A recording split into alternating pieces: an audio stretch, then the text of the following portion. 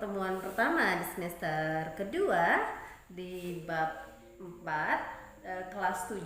Jadi keberagaman suku, agama, ras dan antar golongan di Indonesia. Tentu kita bertanya-tanya, di Indonesia ini banyak banget masyarakat yang beragam ya. Jadi orang Indonesia itu nggak ada yang kalau disebut Indonesia itu bayangan kita tidak hanya putih, tidak hanya mancung, tidak hanya rambut keriting, rambut lurus. Jadi kalau kita sebut contoh orang bule ya, kita sebut orang bule. Bayangin kalau kita sebut orang bule, biasanya bayangan kita adalah hidungnya mancung, kulitnya putih.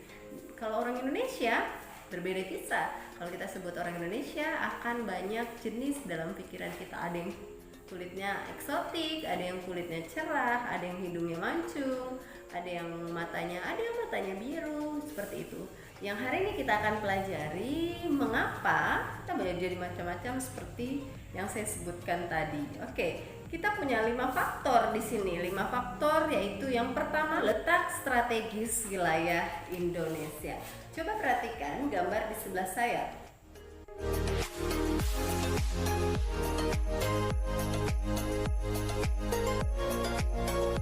Yang dimaksud dengan letak strategis wilayah Indonesia yaitu Indonesia itu punya posisi strategis. Artinya strategis itu apa? Ada tempat di mana orang itu gampang sekali untuk berkunjung atau sering sekali dikunjungi. Itu adalah letak strategis. Indonesia disebut letak strategis dan disebut sebagai posisi silang dunia ya. Karena apa? Logikanya pada saat orang Asia turun ke Australia, mereka kemungkinan besar akan mampir di Indonesia ya, kemungkinan besar. Begitu pula orang Australia ingin ke atas ke Asia, kemungkinan besar akan mampir di Indonesia untuk sekedar mencari, mungkin sekedar untuk mencari bahan, jualan, atau untuk beristirahat, mengisi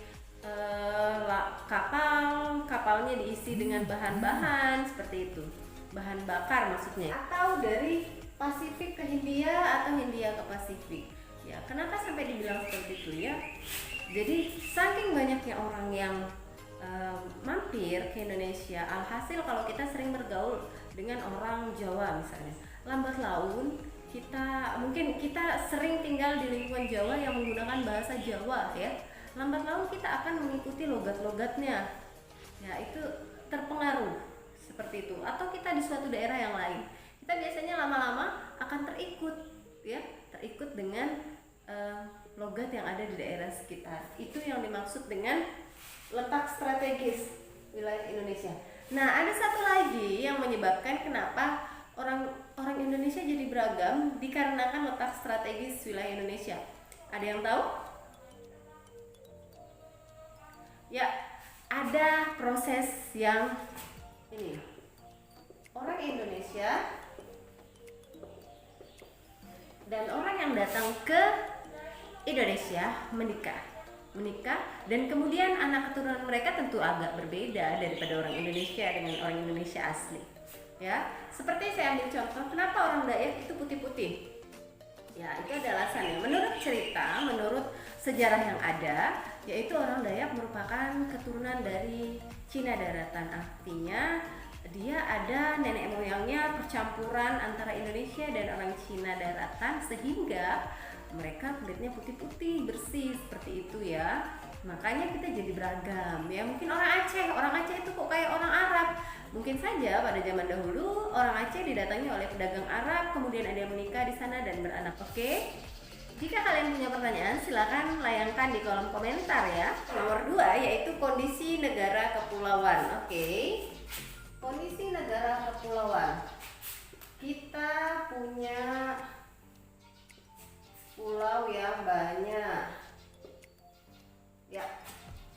Karena pulau ini terpisah-pisah, jadi di antara pulau satu dengan pulau lainnya, mereka akan bergaul dengan ya, orang di pulau sini akan lebih sering bergaul dengan yang satu pulau ya, akan lebih bergaul dengan yang satu pulau, jarang untuk bergaul antar pulau ya. Banyak faktor yang menyebabkan dia jarang bergaul dengan yang berbeda pulau, ya. Ini menyebabkan masing-masing pulau memiliki budaya masing-masing sesuai dengan kondisi alam yang masing-masing, sesuai dengan kondisi negara kepulauan, ya. Jadi yang ini ketemu dengan ini terus, ya, punya kebudayaan sendiri, kebiasaan sendiri. Begitu juga dengan pulau yang ini, ya, masing-masing punya sendiri, ya, kebudayaannya masing-masing. Itulah mengapa kondisi negara kepulauan juga berpengaruh terhadap kita menjadi beda-beda, ya. Yang kita bicarakan hari ini perbedaan yaitu bisa dari suku, agama, ras, dan antar golongan. Itu untuk negara kepulauan. Yang ketiga, perbedaan kondisi alam. Perhatikan gambar di sebelah saya.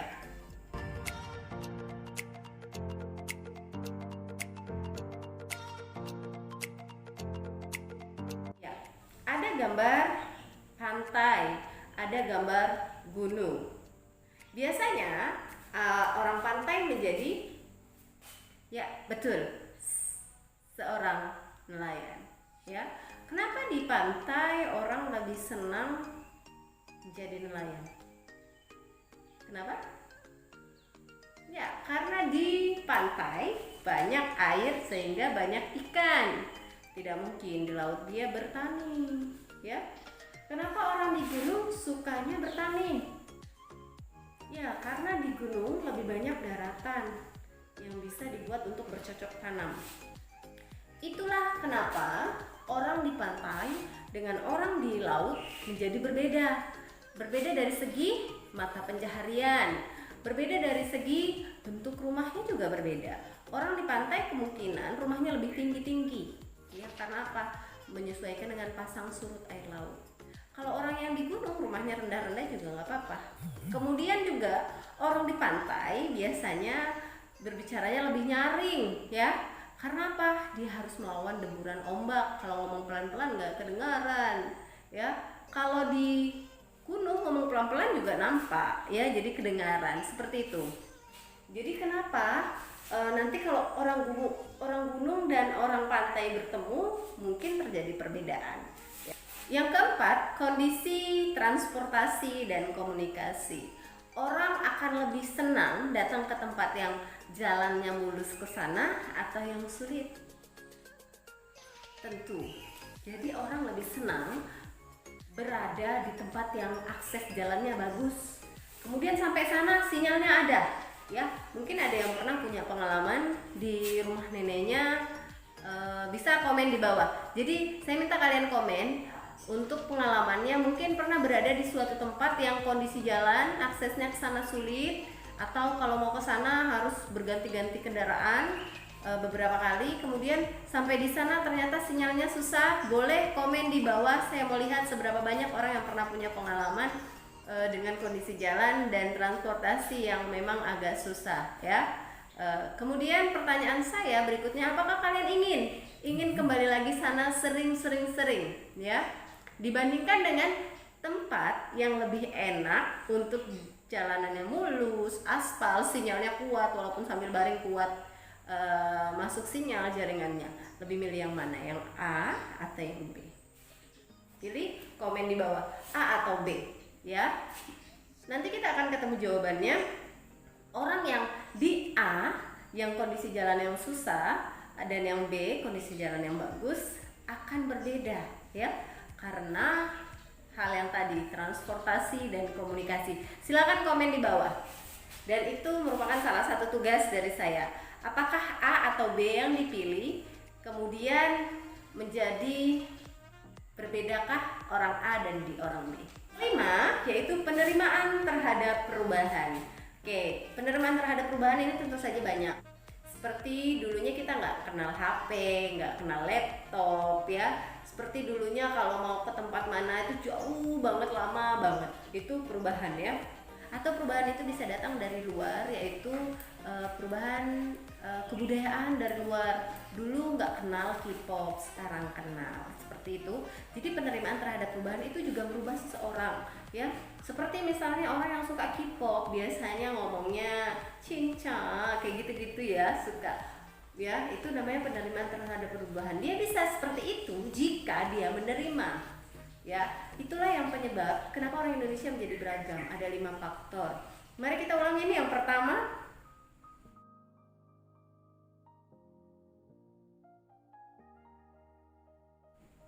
kedua,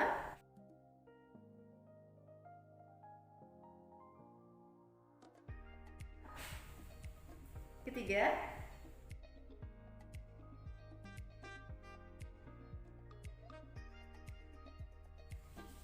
empat,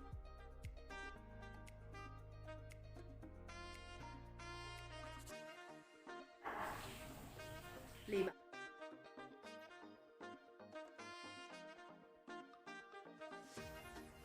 Oke, give applause untuk kalian semua. Keren banget. Itu tadi penjelasan dari saya. Tugas buat kalian di pertemuan pertama ini, saya minta kalian jelaskan dengan kata-kata sendiri 5 faktor penyebab keberagaman di Indonesia yang baru saja saya sampaikan. Menggunakan kata-kata sendiri, boleh menggunakan referensi dari internet, boleh dari buku cetak, dan ditambah dengan penjelasan saya tadi, atau punya pengalaman sendiri. Oke? Tuliskan di buku tulis kalian, kemudian masukkan di GCR kalian. Oke, kita buat kesepakatan selama pembelajaran sesuai jadwal. Kita laksanakan fokus di satu tempat, yaitu GCR ya. Di GCR selama jam pelajaran kita fokus di situ. Dalam berdiskusi juga menggunakan GCR.